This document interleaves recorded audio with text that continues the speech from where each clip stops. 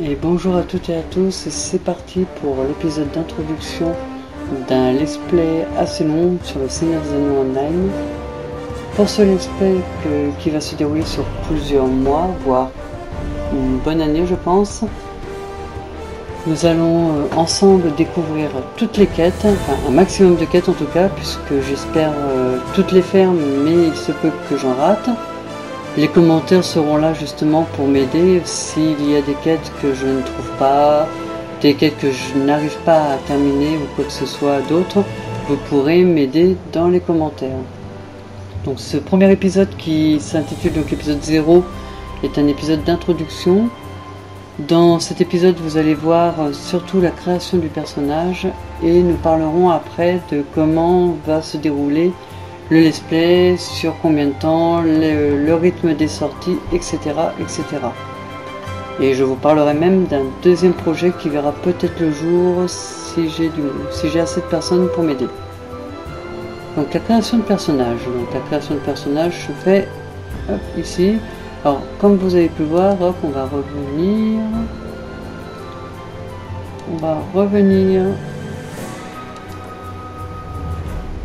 On va essayer de revenir.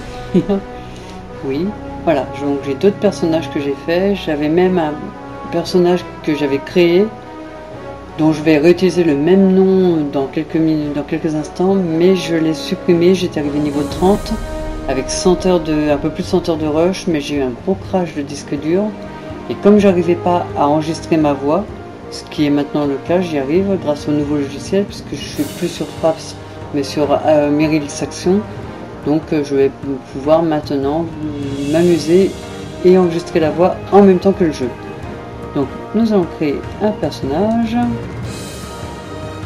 Alors il y a plusieurs types de personnages. On va essayer de voir toutes les introductions assez rapidement pour pas perdre trop de temps. Et parce que sinon l'épisode d'introduction va durer 1 heure. Donc on va essayer de faire tout assez rapidement. Donc il y a 4 classes. Là, les hommes, les nains, les hobbits et les elfes. Bien sûr, on peut choisir homme ou femme pour chacun. Et on pourra choisir la classe. Mais ça, on y reviendra juste après. Donc d'abord, la race des hommes. Donc on a toujours un petit commentaire de la race en haut à gauche, en haut à droite. Donc voici pour les hommes. Alors, ne jouissant pas de la longévité des elfes, de la vigueur des nains ou de la résistance des hobbits, les hommes sont réputés pour leur courage et leur ingéniosité. Donc il y a un bonus, donc parce qu'ils ont le plus grand destin de tous les peuples libres. Il y a un malus où c'est l'affaiblissement des hommes, ils ont une volonté plus faible que les autres races, d'accord. Un bonus aux soins, ça peut être intéressant. Donc apparemment ils récupèrent plus rapidement aux soins et une force améliorée, d'accord. Et voici une vidéo d'introduction. L'âge de l'homme arrive à grands pas. Élus d'une puissance supérieure, les hommes dominent largement la terre du milieu, tant à l'est qu'à l'ouest des monts brumeux. Leur volonté et leur excellent maniement des armes décideront du sort de ce monde, pour le meilleur ou pour le pire.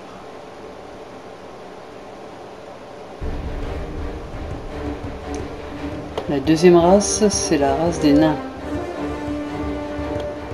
Donc les nains, avec toujours un descriptif. Amis de la pierre et mineurs de talent, les nains sont vaillants et insensibles aux tentatives de corruption ennemies. Ils peuvent toutefois se montrer cupides. Il y a donc un bonus de force et vitalité, ça c'est... Et une réduction des dégâts normaux améliorés. Donc comme les nains sont des créatures assez fortes, cela est très utile. Trapus. Donc ils sont moins agiles que les autres races. Donc ils ont un malus d'agilité. Un malus sur le destin. Destinée réduite, les heures de nains sur la terre du milieu sont comptées. Bon. Un bonus de régénération morale, de puissance.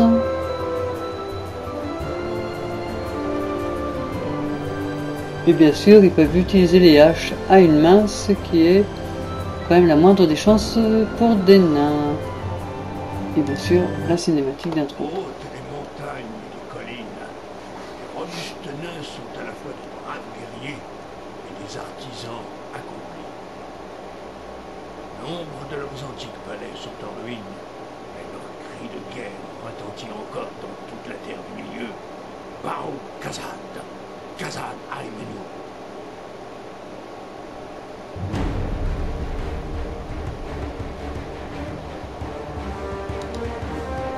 La troisième race, ce sont les hobbits. Alors les hobbits sont heureux de vivre pour peu qu'ils aient leurs 6 repas par jour. Ils sont robustes et fiables lorsqu'il s'agit de passer à l'action. Donc comme pour les deux autres races, ils ont des bonus et des malus. Donc une force réduite due à leur petite taille. Par contre, un bonus sur la vitalité, ils sont plus résistants que les autres races. Un bonus de régénération, ils récupèrent assez rapidement. Donc tant mieux, ça c'est très important. Le courage, donc résistance à la peur améliorée, le courage inébranlable de la race des hobbits. C'est un bonus qui peut être intéressant aussi. Et la résistance à la corruption. Réduction des dégâts des ombres améliorées. Les hobbits ont une grande résistance à la tentation. Mais hop, nous n'allons pas prendre cette race-là, puisque nous prendrons une des 3 autres races, ou les hommes, ou les nains, ou les elfes que nous allons voir juste après. Tout de suite la présentation. Originaires des vertes collines de la comté et des villages du pays de Bray, les hobbits aiment avant toute chose la bonne chair et la bonne compagnie en toute simplicité. Mais au plus profond de chacun d'eux sommeille une intrépidité qui ne demande qu'à être réveillée.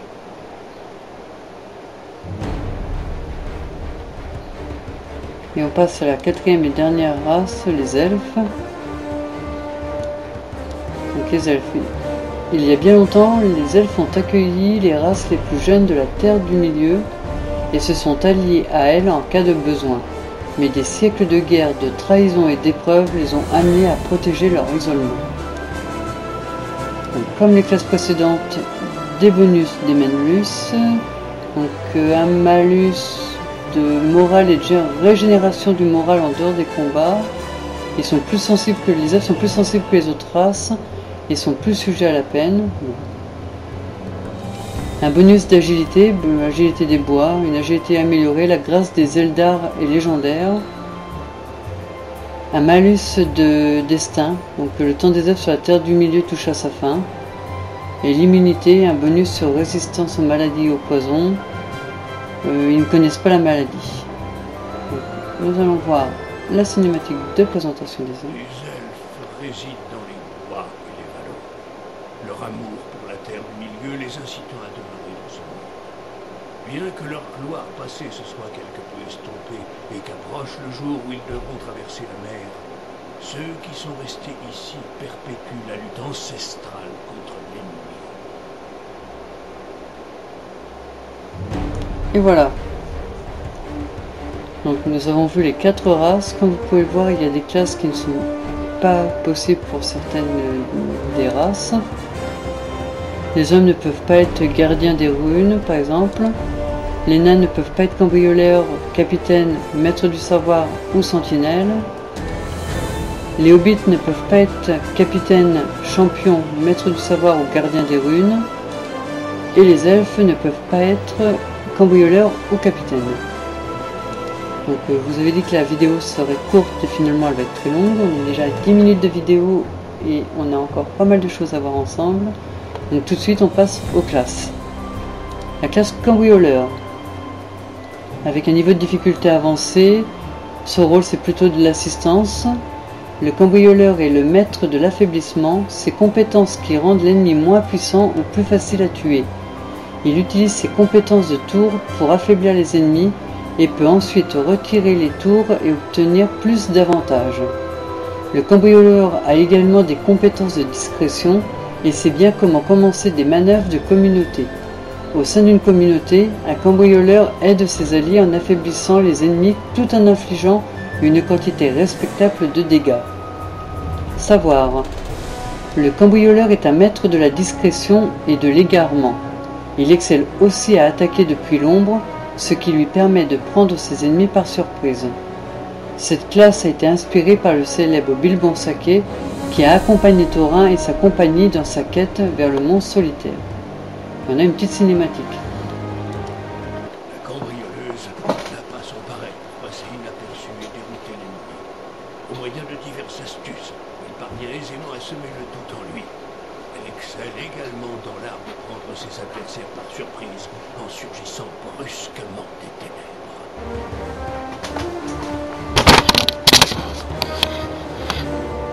Et on continue avec la classe du capitaine, alors que le micro vient de bouger. Désolé. Alors, la classe de capitaine, un niveau de difficulté modéré. Son rôle est l'assistance aussi. Sa jouabilité. Donc, le capitaine est un combattant au corps à corps bien protégé et un maître du renforcement, capacité qui aide les alliés. Il peut convoquer un héros pour combattre à ses côtés. Il aura ainsi toujours un allié à renforcer. Il peut aussi marquer les ennemis, ce qui donnera des avantages à tous ceux qui les attaquent. Au sein d'une communauté, le capitaine aide ses alliés en les guérissant et en les renforçant, tout en infligeant une quantité respectable de dégâts. Le savoir. Les capitaines de la Terre du Milieu tiennent le futur entre leurs mains. Grâce à leur force et au courage qu'ils instillent à leurs alliés, ils guideront les peuples libres vers la victoire.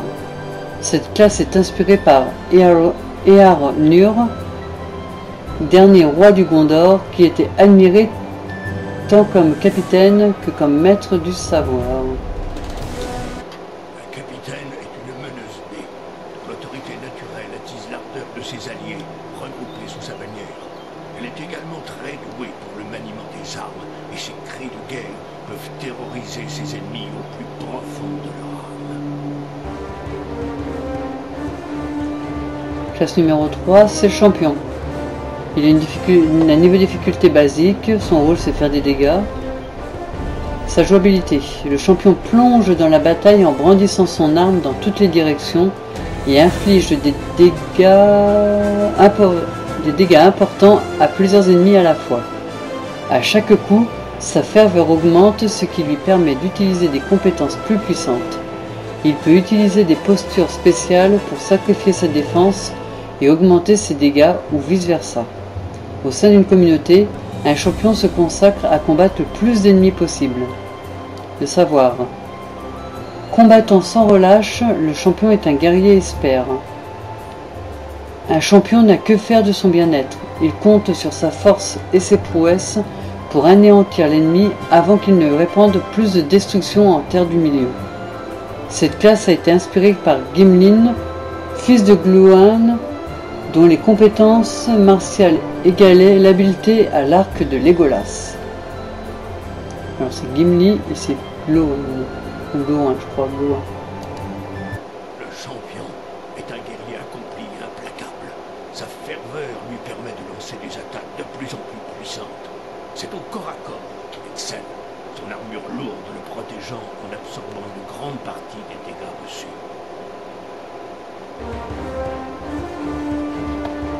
La quatrième classe est la classe gardien. La classe gardien a un niveau de difficulté basique comme le champion, son rôle c'est la défense. Sa jouabilité, les gardiens portent des armures lourdes et possèdent de nombreuses compétences défensives qui leur permettent de survivre lors des batailles contre les ennemis les plus féroces. Les gardiens peuvent également porter l'attention des ennemis. J'ai perdu le fil. Ils peuvent également porter l'attention des ennemis sur eux au lieu de leurs alliés. Au sein d'une communauté, le gardien force l'ennemi à l'attaquer afin que ses alliés plus fragiles ne soient pas blessés. Le savoir. Le gardien protège les plus faibles et est un compagnon loyal jusqu'au bout. Les vrais gardiens se tiennent à l'avant du front et protègent leurs alliés des attaques ennemies. Cette classe a été inspirée par Samsagas Gamgee, dont la loyauté envers Frondo Sake n'avait aucune limite. Le gardien protège le faible et défend celui qui se trouve dans le besoin. Il est capable de supporter des coups surpuissants et de riposter. Le vrai gardien se tient en première ligne, d'où il protège ses alliés des assauts de l'ennemi à l'aide de son bouclier. Je connais les noms le pire, mais c'est que je me plante quand je les lis. C'est vachement bien. Allez, on continue avec une 5e classe qui est le chasseur. Le chasseur, donc a un niveau de difficulté basique. Son rôle c'est de faire des dégâts. Sa jouabilité. Les chasseurs savent infliger des dégâts considérables à un ennemi depuis une longue distance. Leurs compétences basiques à l'arc génèrent des points de concentration, ce qui leur permet d'utiliser des compétences plus puissantes. Si un ennemi approche trop, le chasseur porte une arme dans chaque main pour infliger un coup de grâce. Au sein d'une communauté, le chasseur tue rapidement les ennemis 1 à 1. Le savoir.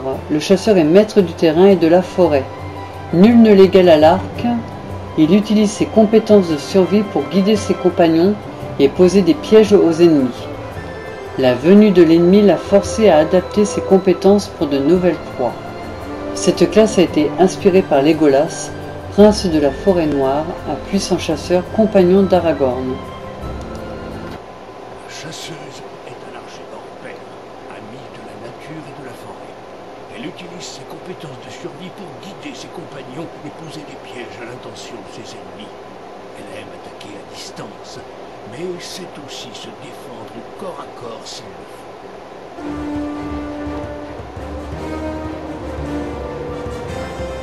On continue avec le maître du savoir, qui a un niveau de difficulté avancé. Je crois que c'est l'une des plus dures catégories. Il y en a une deuxième un peu après, mais c'est l'une des plus dures. Son rôle c'est l'assistance. Le maître du savoir est le maître du contrôle de masse. Il piège les ennemis et les empêche de combattre. Il peut convoquer des animaux pour combattre à ses côtés et peut même faire appel aux forces élémentaires pour blesser ses ennemis. Au sein d'une communauté, le maître du savoir aide ses alliés en empêchant les ennemis d'infliger des dégâts. Le savoir. Le maître du savoir recherche la connaissance et est le gardien de la sagesse. Par l'étude des savoirs anciens, il apprend les secrets qui lui permettent d'affaiblir ses adversaires et de se protéger contre la puissance ténébreuse de l'ennemi. Il peut invoquer les puissances naturelles de la Terre du Milieu, mais elles drainent sa volonté et coûtent du moral qui pourrait être utilisé pour ses compétences plus puissantes. Cette classe a été inspirée par Elrond de Semi-Elfe, Seigneur Elfe et Maître de Faucombe.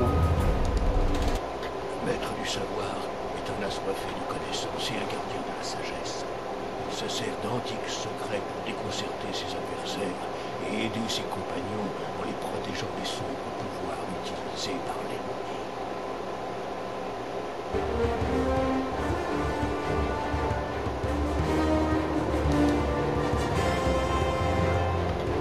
La 7e classe, c'est le ménestrel. Le ménestrel a un niveau de difficulté modéré, son rôle est de guérir. Alors sa jouabilité. Le ménestrel est connu pour ses aptitudes aux soins et également capable d'infliger des dégâts conséquents grâce à son discours de guerre. Il possède un éventail de compétences de soutien et des balades spéciales. L'utilisation d'une balade permet d'en débloquer d'autres plus puissantes jusqu'à pouvoir lancer de puissants hymnes. Au sein d'une communauté, le ménestrel garde ses alliés vaillants et en bonne santé. Le savoir. La Terre du Milieu est un lieu imprégné de musique et un vrai ménestrel sait canaliser ce pouvoir. Il déclame des contes et des chansons si captivants que le moral de ses compagnons ne faillit jamais, poussant ces derniers à accomplir des prouesses plus grandes encore. Il peut même prononcer des mots de puissance et se protéger des forces des ténèbres grâce à ses hymnes. Cette classe a été inspirée par Lucien Tinuviel, dont la voix elfique envoûtée à la fois alliés et ennemis. Le ménestrel n'a pas son pareil pour entretenir le moral de ses compagnons et les pousser à se surpasser. Il utilise sa connaissance des chants ancestraux comme protection contre les forces des ténèbres et source d'inspiration pour ses compagnons. Donc, comme vous pouvez le voir, la race de l'homme n'a pas le gardien des runes, donc je vais passer à une autre race. Nous n'avons pas encore choisi la race. Et vous ne savez même pas encore la classe que je vais jouer. Donc on va continuer avec le nain, tout simplement parce que c'est lui qui est juste en dessous et qui a la classe gardien des runes, donc on va pas s'embêter. La classe gardien des runes a un niveau de difficulté modéré. Son rôle c'est de faire des dégâts et de guérir. La jouabilité. Le gardien des runes doit choisir à chaque combat s'il se concentrera sur des compétences offensives ou curatives. Ce choix changera son équilibrage, ce qui permettra d'utiliser certaines compétences plus puissantes, mais restreindra l'accès à d'autres. De plus, il possède des compétences de soutien qui sont accessibles à tout moment. Au sein d'une communauté, le gardien des runes soigne ses alliés ou inflige d'importants dégâts à ses ennemis. Son savoir. Le gardien des runes est doué pour les langues et connaît les noms véritables des choses.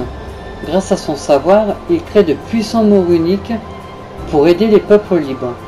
Grâce à sa maîtrise sans égale des runes Sirf et Tenwar, le gardien des runes est bien plus qu'un simple scribe. Les runes de Dagor sont celles du combat, les runes de Nestad celles du soin et les runes de Talas celles du soutien. Cette classe a été inspirée par le maître forgeron elfe Celebrimbor, dont la maîtrise des runes de puissance est inégalée.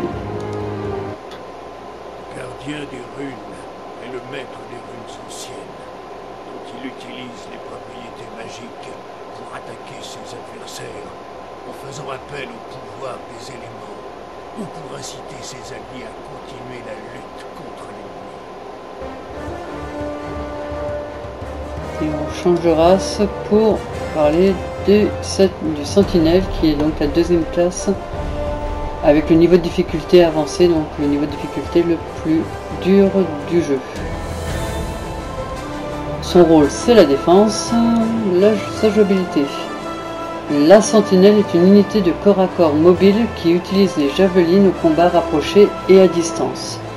Son bouclier unique ainsi qu'un éventail de compétences défensives lui permettent de rester au combat plus longtemps que d'autres.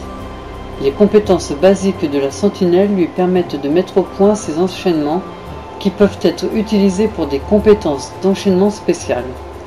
Au sein d'une communauté, la sentinelle pousse les ennemis à l'attaquer afin qu'ils ne blessent pas ses alliés plus fragiles. Le savoir. La sentinelle patrouille les frontières des contrées civilisées pour les défendre contre les créatures des terres sauvages. Elle ne porte qu'une armure intermédiaire car elle a besoin de pouvoir se déplacer rapidement et silencieusement pour défendre les gens menacés. Formée à se battre, elle utilise un style qui combine diverses attaques de base pour tenter de redoutables enchaînements. Cette classe a été inspirée par la sentinelle des marches de la Lothorien, Aldir et ses frères Rumil et Orofin. La sentinelle a juré de protéger ceux qui sont incapables de se défendre. Particulièrement à l'aise en première ligne et maîtrisant toutes les subtilités du combat à la lance ou à la javeline, elle utilise de puissants enchaînements contre ses ennemis, mais aussi pour renforcer sa détermination à combattre le Seigneur ténébreux. Voilà, donc nous avons vu les 4 races, les 9 classes. Donc nous allons choisir, donc je vais pas prendre une femme puisque j'ai plutôt envie d'être un homme. La classe, je vais prendre l'elfe parce que c'est la classe où au tout début du jeu on a le plus de quêtes. Donc on a une histoire épique d'introduction un peu plus longue que les autres d'après ce que j'ai vu, mais je ferai des hors-séries sur les 3 autres races pour les quêtes d'introduction qui diffèrent un petit peu. Donc vous aurez des hors-séries un peu plus tard. Probablement lors de live, je sais pas encore, mais on verra ça d'ici quelques semaines. Donc la classe, moi je serai un champion parce que c'est la classe qui est assez simple et qui me convient. Donc je vais pas aller chercher trop loin. Donc voilà le bonhomme pour l'instant, donc qu'on n'a pas encore créé, c'est le bonhomme de base. On va continuer. Donc le nom. Donc je vais ressusciter si je peux Baradams Saran, et vous allez comprendre pourquoi dans quelques instants, puisqu'il va y avoir l'explication. Donc on a 5 origines: Linden, Lorien, Forêt-Noire, Foncombe ou Edelond. Alors à Linden, ou je sais pas si c'est le savoir, vous venez du Linden, les vertes terres des elfes, entre les Red Lunes et la mer, où Gil-galad, le dernier grand roi des elfes, régnait autrefois. Círdan, le charpentier de navires, y règne à présent depuis Midland, les Havres Gris. Introduction. À quelques rares exceptions près, les elfes de la Terre du Milieu portent des noms Sindarin. Elrond, Legolas ou Lindir sont de bons exemples de noms masculins. Souvent, le nom de leurs hommes se termine en Adam, Aran, Bor, Born, Dir, Dor, Ad, Yon,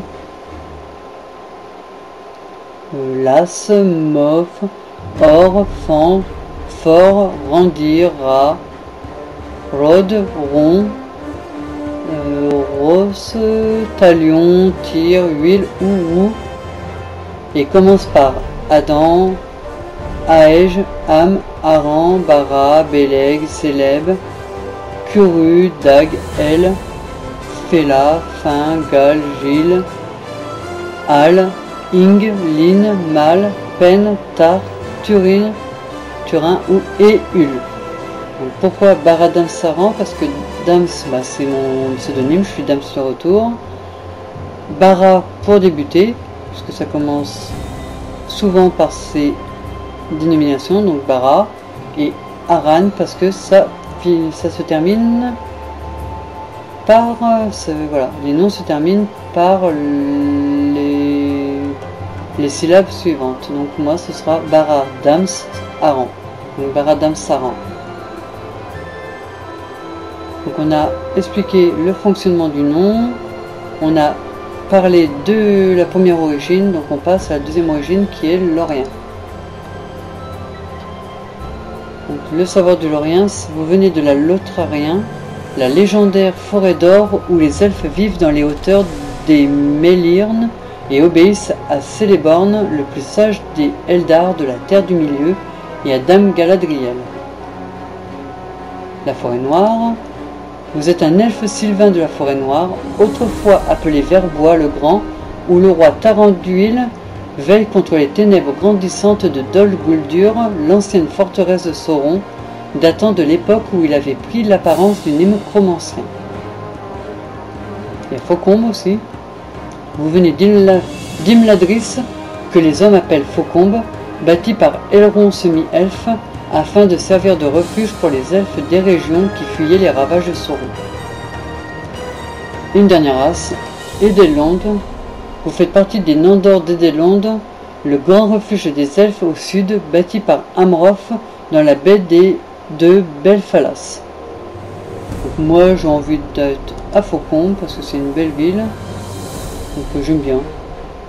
Donc ça n'a aucune importance sur la suite de l'aventure, mais bon, c'est juste par kiff, on va dire.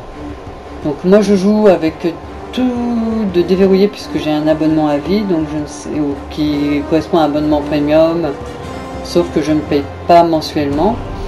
Alors je ne sais pas si il y a tout de débloqué sur le compte gratuit, je ne me rappelle plus trop. Donc il y a différentes têtes.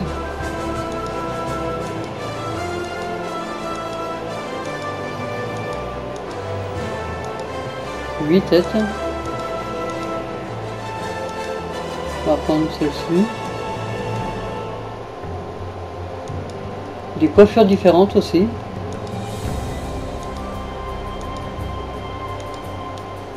cheveux courts, cheveux longs.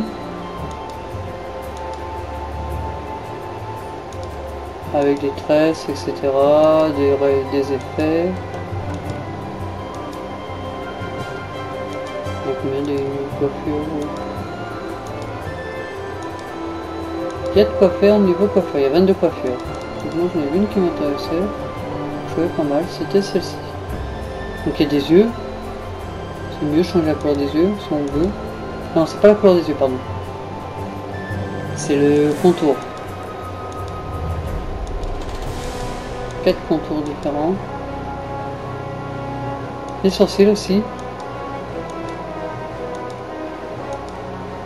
5 choix de sourcils, donc c'est pas énorme, mais bon c'est suffisant. Les bouches.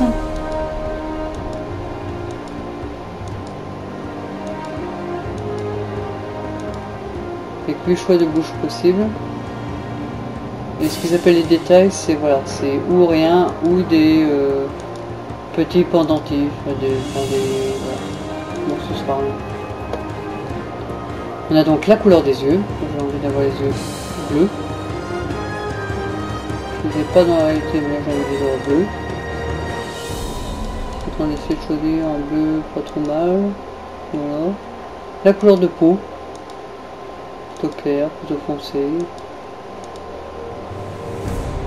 La couleur des cheveux, entre voilà,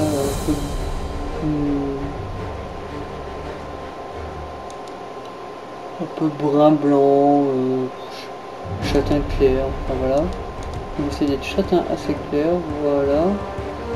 Et on va passer à la silhouette. Hop. On peut avoir une silhouette assez forte, assez grosse ou assez mince. Moi je vais plutôt avoir une silhouette assez mince. Et voilà. Donc on va créer, on peut passer bien sûr le didacticiel.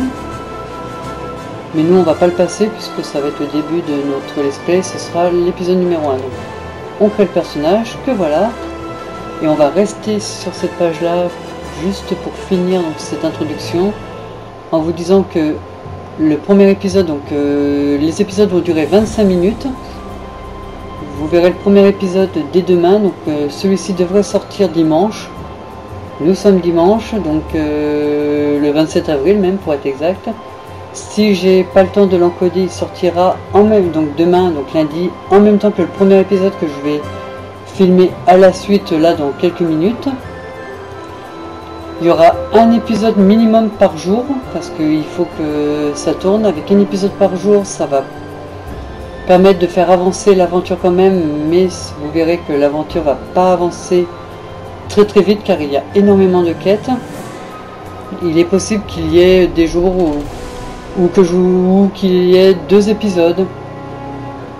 Parfois il y aura des épisodes de durée plus longue.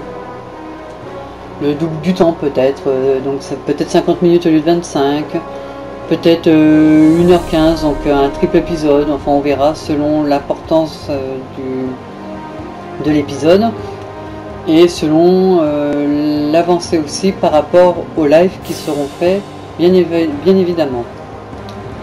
Lors des lives, les premiers lives qui seront faits seront donc des lives pour présenter les autres races assez rapidement.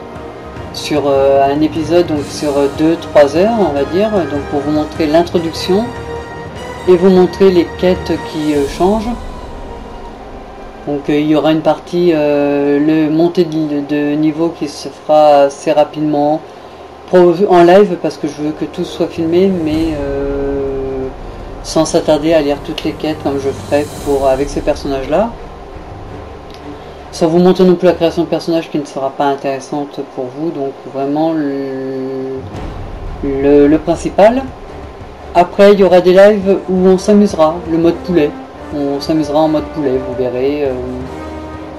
C'est un mode très long, c'est quelque chose qui pourrait être intéressant avec une récompense, on va dire symbolique, mais qui peut être voilà, intéressante à faire aussi en live comme ça, avec un deuxième PC pour lire les commentaires. Enfin je verrai comment je peux faire puisque le live j'ai pas encore testé, donc je testerai ou sur YouTube puisque ce sera YouTube pour moi, ou sur Twitch si j'arrive à faire quelque chose sur Twitch, mais je ne connais pas pour l'instant. Donc voilà.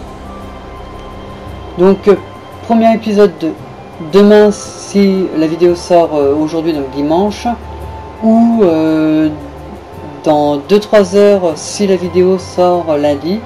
Donc si la vidéo ne sort que lundi, donc de l'introduction, ce sera vers 10h du matin, et l'introduction et l'épisode numéro 1 sortira vers 13h, 14h, ça dépendra un petit peu de l'encodage. Normalement l'introduction devrait sortir ce soir vers 21h, 22h, donc on se retrouvera demain vers 10h pour le premier épisode. Donc j'espère que l'introduction n'aura pas été très longue, genre 36 minutes, super. Donc je vous dis à demain pour le premier épisode, qui bien sûr, comme vous verrez, les premiers épisodes durera 25 minutes, donc on verra pas toute l'introduction mais qu'une partie. Allez, ciao tout le monde, je vous dis à demain pour le premier épisode.